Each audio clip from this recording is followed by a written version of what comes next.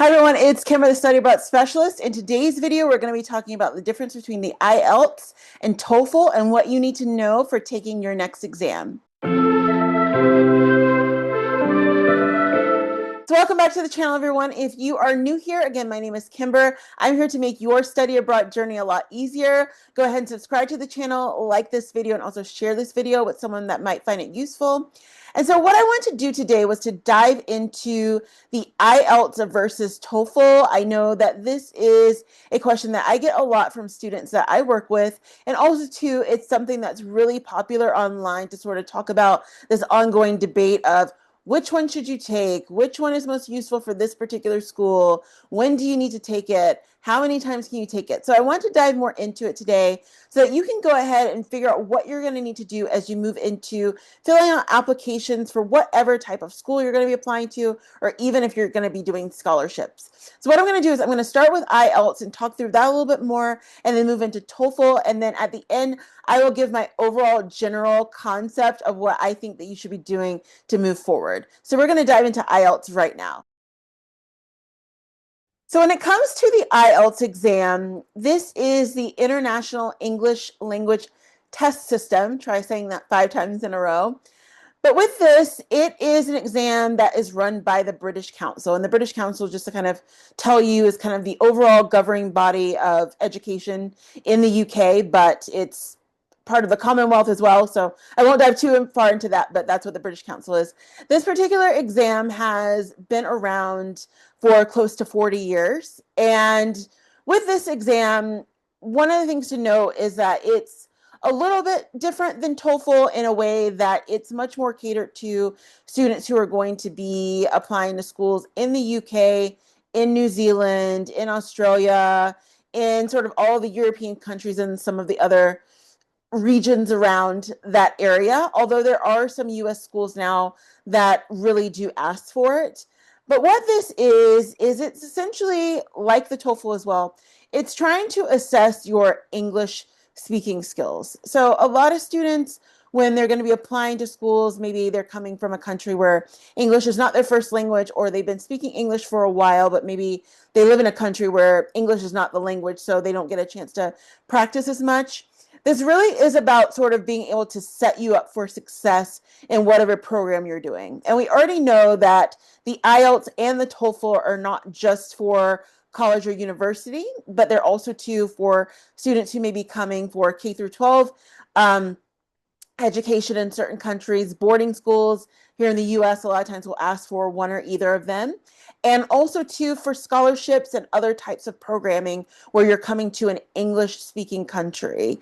And with a lot of students, I know that it can be tricky because outside of the US in particular, but also to outside of the West, standardized testing may not be as common for you. And so there's a lot of stress around that in terms of what am I going to do? How do I need to prep for it? How do I actually get started? In this video, I'm not going to cover too much of that because that's a little bit out of my wheelhouse, but I do want to just talk more about the bare basics of the actual exam so that you understand more about that. So on the screen here, you'll see that I've just put up some information for you to just be able to see the way that it works. So essentially, the IELTS exam has 4 different sections. So there's listening, reading, writing, and speaking. So the first thing to note with this is that, first of all, you will have around 2 hours and 45 minutes to do it. For the IELTS exam, you can take it either in person or on the computer. That's going to be a little bit more of a personal choice. And then there are going to be a mix of accents. So you may hear Australian accent, you may hear English accent, British English, you may hear American accent. There's a sort of weaving of different accents that are in there. But again, with every section, it's not going to be a trick in the sense of just trying to put questions out there, or ask you things, or have you respond to things that are going to be a trick. These are really trying to get you to sort of engage in different ways, basically using your senses. So for example, with reading, with a lot of the prompts that you may have in that section, it really is trying to get you to go through and look at what the actual prompt is saying, and then try and respond by being able to answer questions from that. With listening, some of the questions, it may be, where they're trying to make you understand, like, do you know what it means to actually listen to this prompt and then be able to respond?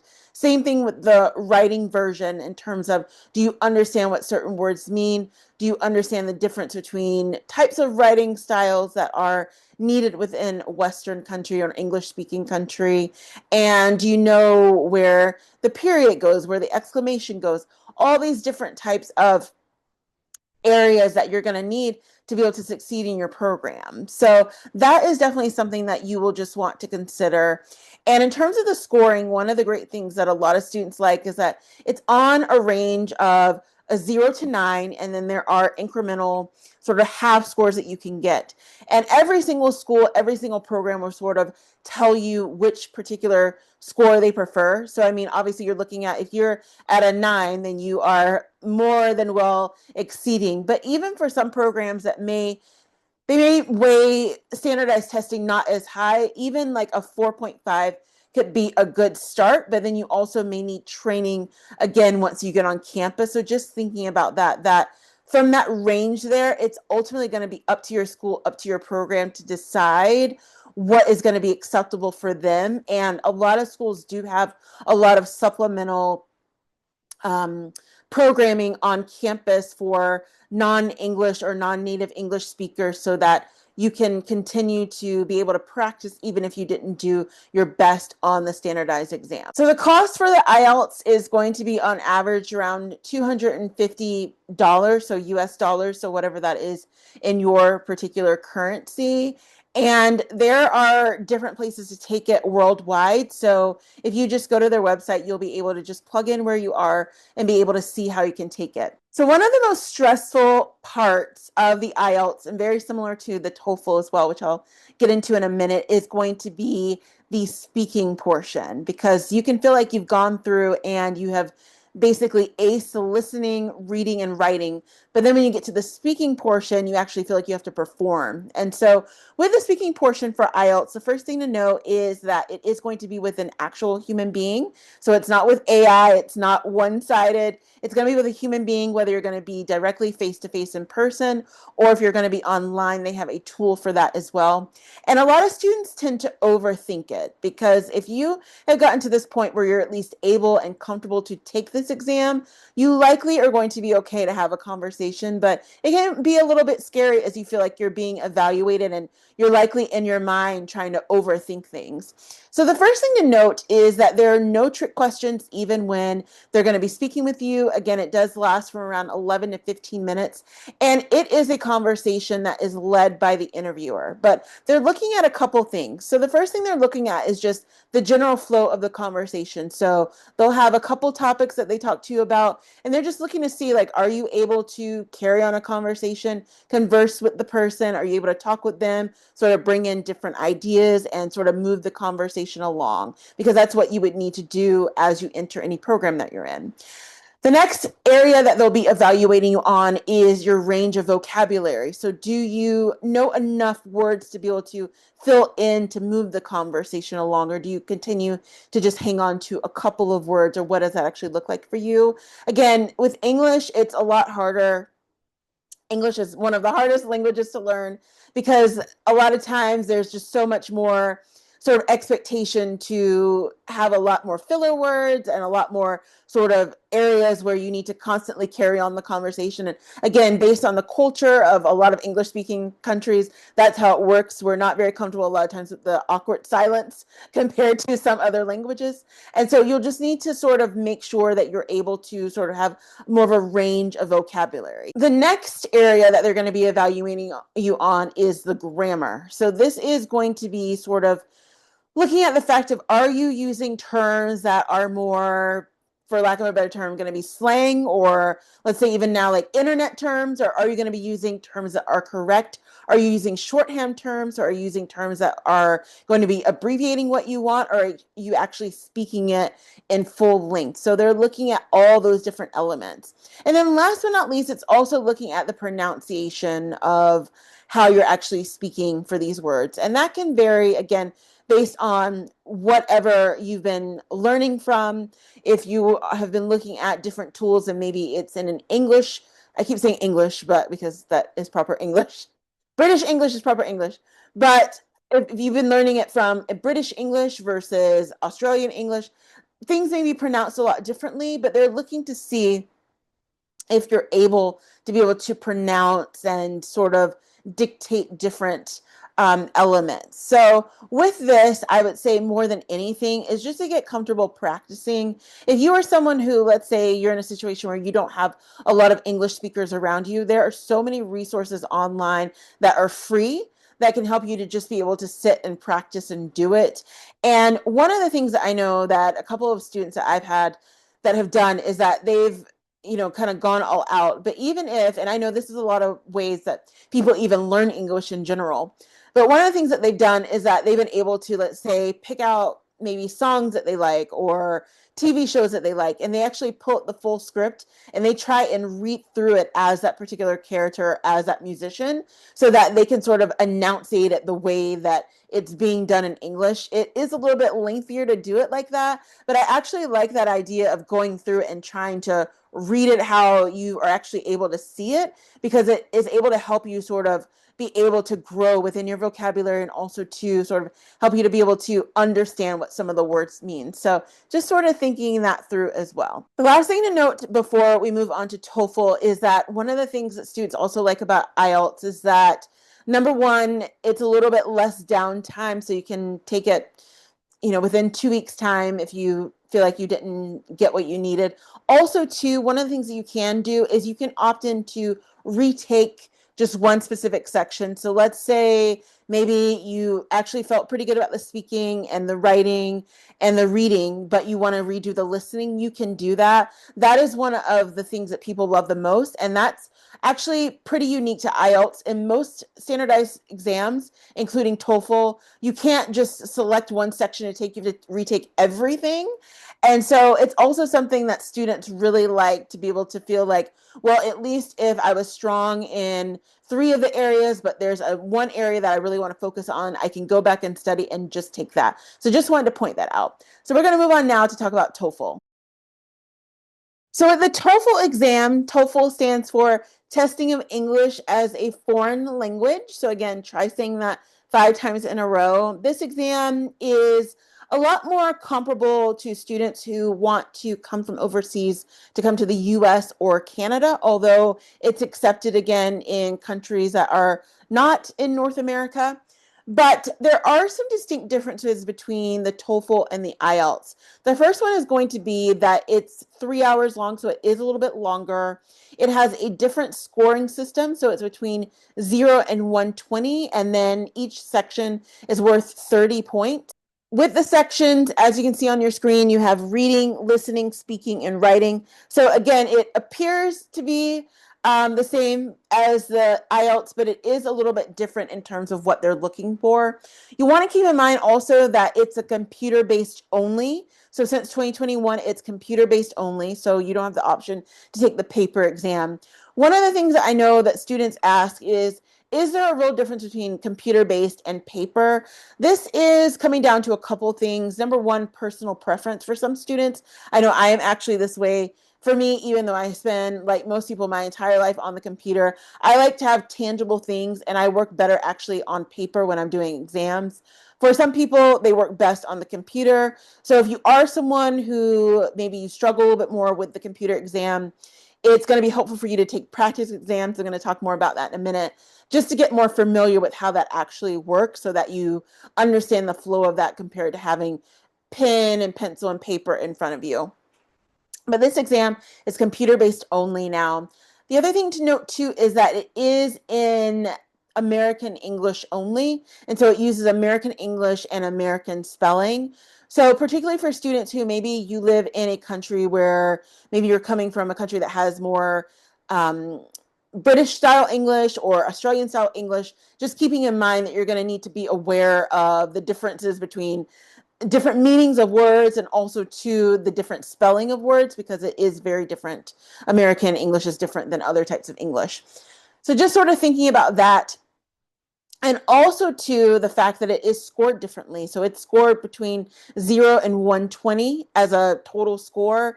And then each section, based on what the section is about 30 points. So you just want to keep in mind that it does range a little bit different, and what people are looking for when they're evaluating you is different.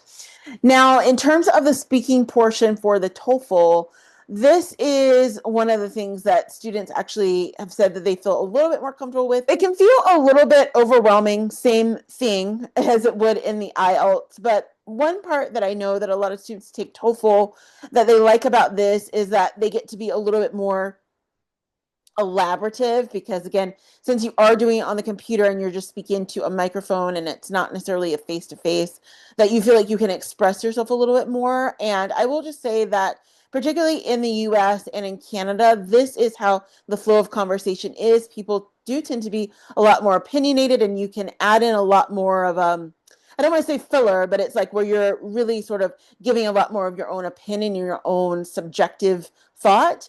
And so this may be something that's useful for you just to go through and be able to sort of look at how you can begin speaking like that. So you would use phrases like, I think, I believe, as I was thinking, as I observed, different sort of terms like that, compared to where IELTS, it's definitely a little bit more where I don't want to say they're looking for more factual, but they do want it to be a little bit tighter in terms of what you're going to actually be speaking and saying. So just keep that in mind. Now, one of the downsides about TOEFL is that it is one of the regular standardized exams where you can't retake just one section. So you'll just need to keep that in mind. But you do have an opportunity to retake it as well. So that is what is great about the IELTS and the TOEFL, is that you have an opportunity to retake them just like most standardized exams. There is a little bit of a wait time on that, but it's not too long to where you couldn't go and prepare and study and then do it.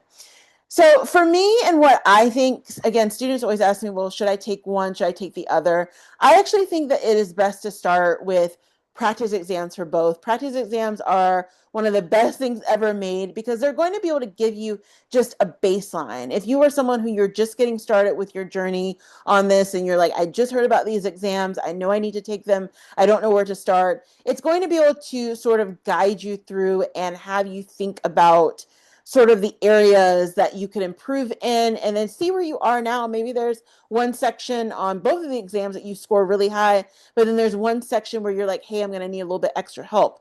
There are also lots of platforms out there that will provide you specific help in terms of tutoring and other specialized needs with that. I'm going to link some of those below just to get started. I'm also too going to link below the information for how to register for both of these exams so that you can go ahead and get started. Spaces do often fill up quickly because students are always trying to take them. So definitely sign up when you get a chance. And then if you need to cancel for whatever reason, you can also do that.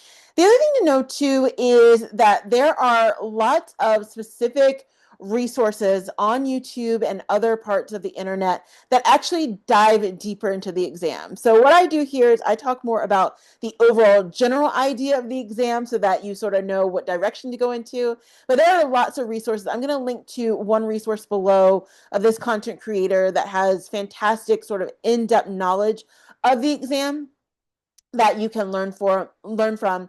And I definitely would recommend sort of checking out videos like that take you through every single section in detail. Last but not least, too, that there are lots of forums out there. So there's an entire, as you would imagine, Reddit screed about IELTS and TOEFL. I know that a lot of times getting caught up in the forums can be difficult, but a lot of times it's from people who have just taken the exam, who have taken the exam multiple times. They're giving you different tips about what worked for them. And there's a lot of great information in there to be able to gather. I know that when I work with students who are even doing things like the GMAT, GRE, they do the same thing where they're trying to just get sort of the day-to-day and sort of right now in the moment, what have people done, what has worked for them. And even if it's not necessarily about the actual exam itself, as you're going through and trying to learn how to study for the exam and sort of pace yourself, these are going to be great support tools that you're going to need.